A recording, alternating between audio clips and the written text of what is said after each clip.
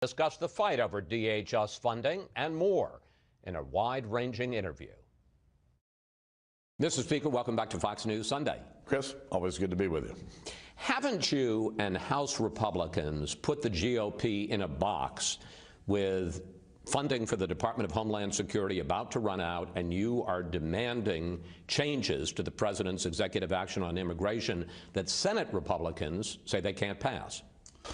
Chris, the Constitution makes it pretty clear that the House has to do its work and the Senate has to do theirs. The House has acted to fund the department and to stop the president's overreach when it comes to immigration and his executive orders. Remember, Chris, the president said 22 times that he did not have the authority to do what he eventually did.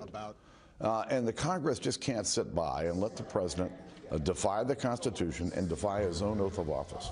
And so the House acted. Now it's time for the Senate to act. But the Senate, sir, respectfully can't act. They have 54 votes. They don't have 60 votes. Republicans use the filibuster. Democrats are using it now. Senate Republican leader Mitch McConnell says this. I think it's clear we can't go forward in the Senate unless you all have heard something I haven't. And so the next move, obviously, is up to the House. McConnell is saying the House has to pass something new that they can actually get through the Senate. Listen, Senator McConnell's doing a great job as the new majority leader. He's allowed over 20 amendments to the Keystone Pipeline bill. This is not like the Senate that we've seen over the last 4 years. The Senate Democrats are blocking the ability to even debate the bill. Senator McConnell's offered them the opportunity to offer amendments. It's their turn. That's the way the system works. That's the way the Constitution spells it out. And so the House has done its job. We've spoken. If the Senate doesn't like it, they'll have to produce something that fits their institution. On this vote, the yeas are 59, the nays are 41. The 60-vote threshold having not been achieved, the bill is not passed.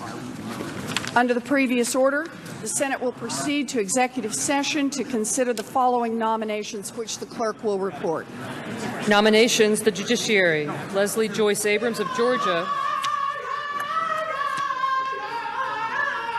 Sergeant-at-Arms will restore order. Order in the gallery.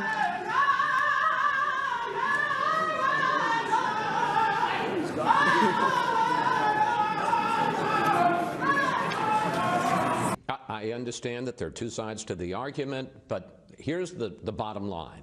The deadline is less than 2 weeks from now. And the fact is that you and Congress are going to be out on recess for the next week. Can you promise the American people, with the terror threat only growing, that you're not going to allow funding for the Department of Homeland Security to run out? The House has acted. Here's Cal Worthington and his dog Spot. We've done our job. Senate Democrats are the ones putting us in this precarious position. And it's up to Senate Democrats to get their act together. But all I can ask, I'll ask it again. Chris, one more time. The House has done its job under the Constitution. It's time for the Senate to do their job. Listen, I've got a tough job here. So this job and shove it. I ain't working here no more. So does Senator McConnell. But Senate Democrats are the ones standing in the way. They're the ones jeopardizing funding. Why don't they get on the bill and offer an amendment, offer their ideas? Let's see what the Senate can do. And what if the Department of Homeland Security funding runs out? Well, then Senate Democrats should be to blame, very simply. And you're prepared to let that happen? Certainly. The House is active. We've done our job.